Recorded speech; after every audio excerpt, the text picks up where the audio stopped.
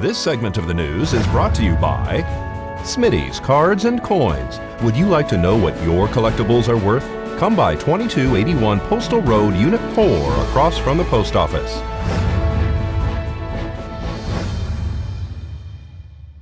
Let's join Angela Miles with today's Business First Brief. Topping our news, a record day to report. The NASDAQ closed at the highest level in history on Thursday. That makes it the 21st record day for 2017. Stocks overall rallied in part on a rosier picture of the economy. The latest GDP numbers show the economy grew at a 2.1% pace in the fourth quarter, topping the 1.9% rate previously reported. VW continues to pay a penalty for the diesel emissions cheating scandal. This time around, the car company is paying $157 million to 10 states. Connecticut, Delaware, Maine, Massachusetts, New York, Oregon, Pennsylvania, Rhode Island, Vermont, and Washington are on the list. Hedge fund billionaire Bill Ackman offers up a long-awaited apology. The head of Pershing Capital tells investors the fund's huge investment in Valiant Pharmaceuticals was deeply regretted. The Canadian company's stock is now around $11 from a high of nearly $300. Thanks, Angela. The County of Nye has declared a non-sanctuary status. The commissioners have decided to proclaim Nye as a non-sanctuary county in response to Senate Bill 223, which prohibits law enforcement from conducting immigration enforcement operations. They have adopted a resolution. The original bill was brought forward for the state to cease police agencies from using money, personnel, and other resources for immigration enforcement purposes. Nye County affirms and encourages legal immigration and stands ready to assist the Department of Homeland Security and Immigration Customs Enforcement, and declares that Nye is not a sanctuary county, according to the resolution. We are now on items 19 through 23. This is consent. Commissioners, anybody want to remove anything for comments?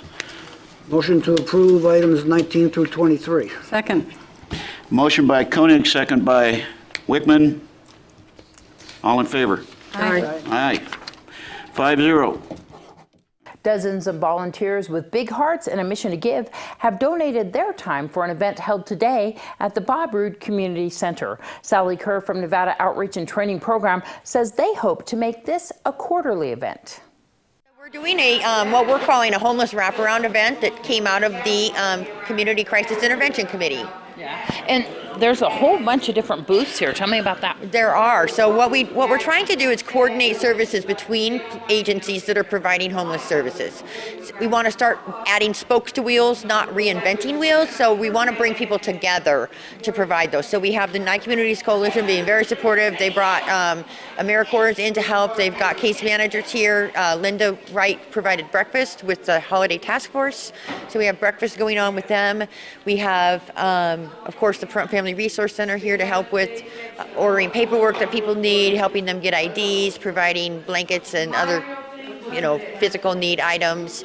We have Covenant Lighthouse that does a food ministry with the homeless. We have DAV that does an outreach to veterans. Heritage Bible Church brought a whole lot of hygiene items and bags of those.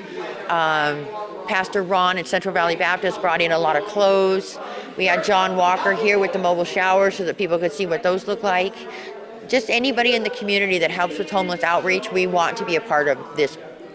I heard you over there speaking to people about their paperwork. That's something that is kind of hard for a lot of these people to get in order, and how do you help them with that? Right, so the Prompt Family Resource Center has a way to pay for that paperwork. So we can order birth certificates for people, and then they can get their driver's license or ID.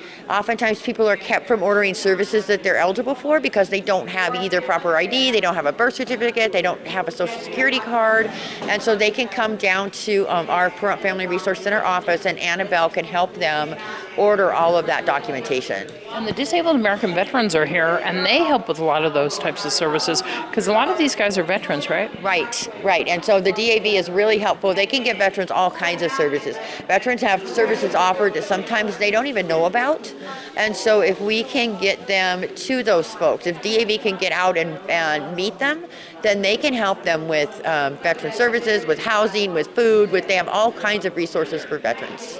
You're even doing flu shots. We are. So Health and Human Services, Nye County Health and Human Services came. They have, they're doing flu shots, and they also, of course, WIC is part of them, so they can make appointments for the WIC office for people to come in if they have kids and are homeless. How many people do you think you had come through today? I think we've had about 20, probably 20 or so, and then there's a few more outside. We have Saved by Faith Lutheran doing hot dogs and stuff outside right now, and so then they're directing those folks inside too to some services. I would think by the end of the day we're going to probably reach about 30. The Nye County Public Administrator is having a huge auction tomorrow morning on the south end of town. We have an estate auction on Saturday. It is 13 estate auctions, so 13 different estates. Basically what I've done is make some little changes to help save the estate some money. Rather than putting stuff in storage and charging the estate storage, we can put it here, do it locally, privately, through a house that I'm handling as well. Additionally, not using auctions on a business side, you're saving 25% to the estate because those fees aren't there. I've enlisted help from different organizations, volunteers, the drug court program to help me with setup. That also saves on costs. So this is a huge auction this Saturday. This is a huge auction. This is 13 different estates that I've compiled into one. And so you got to imagine 13 different households, vehicles, cars, furniture, dishes, everything you can possibly think of all in one location, and to draw a lot of people. Where are we at? 1370 Bridger. It's off of Thousand Air to Paula, and Paula down to Bridger. You won't be able to miss this because it's right on the corner of Paula and Bridger. That's correct. It's right on the corner. The house actually faces Paula, but for some reason the address through the county is Bridger. What kind of items should people be really anticipating, looking forward to? I've had a lot of questions about the guns, vehicles, furniture, yard tools, power tools, pretty much anything. I have antiques, jewelry, coins. There's just so much. Where can they preview the items? 2CSEE sales.com. So be prepared to come on down to the auction. Once again, the time. It's 9 o'clock in the morning. On Saturday, it will start prompt. We will also have food vendor here. Pete's Meats is going to be here. Do you guys take payments? Is it cash only? It is cash only. You have to pay at the end of the auction? That's correct. So there's bidder paddles. They get a number when they bid on the items. We have taggers, we have runners, we have all kinds of volunteers that'll be documenting those numbers. We'll total up what they've purchased. They come in and pay for it. There will be a little office. It's a portable office there, so they can come in and pay. They will get a receipt. Then they'll meet with another person to get their items, load them up, and they're out of here. Lots of stuff. When we return from this break, we're going to tell you about the Pause Spring Fling.